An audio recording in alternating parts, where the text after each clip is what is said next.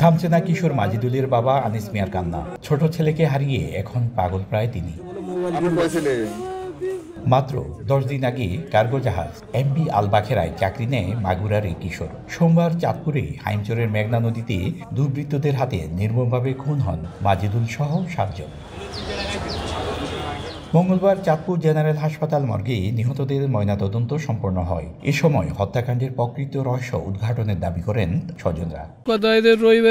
রবিবারে 7টা বাজে বললো আব্বা আমার এমবি পরে দাও, আমি বাড়ি মানে কথা কো আমার দাদি বুবুর সাথে, তারপরে কোনো কথাই নেই। ডাকাতি হলে সে হয়তো মোবাইল নেবে, টাকা পয়সা নেবে, জাহাজের মাল জিনিস নেবে, তেল নেবে, পাসপত্র নেবে, কিছুই নেয়নি। এমনকি মোবাইলটা পকেটে মানি ব্যাগটা পর্যন্ত রয়ে গেছে। এই যে অন্যায়ভাবে যে হত্যা করছে এর বিচার সঠিকভাবে হয় সেটাই আর কি। এদিকে হত্যাকাণ্ডের বিচার চেয়ে চাঁদপুর লঞ্চ টার্মিনালে বিক্ষোভ সমাবেশ করেছেন নৌযান শ্রমিকরা। নিহতদের পরিবারকে ক্ষতিপূরণের পাশাপাশি আগামী 26 ডিসেম্বরের মধ্যে জড়িতদের গ্রেপ্তার দাবি তাদের। ওই যাদের সকল স্টাফ যদি অভ্যন্তরীণ সমস্যা থাকতো কেউ না কেউ বেঁচে থাকতো, এখানে কেউ বেঁচে নেই। মৃত ব্যক্তির পরিবারকে রাষ্ট্রীয়ভাবে 20 লক্ষ টাকা ক্ষতিপূরণ প্রদান করতে হবে। নিহতদের শরীরে ধারালো অস্ত্রের চিহ্ন রয়েছে বলছেন চিকিৎসক। আর এই ঘটনায় এখনো কোনো মামলা হয়নি বলে জানিয়েছে নৌ পুলিশ।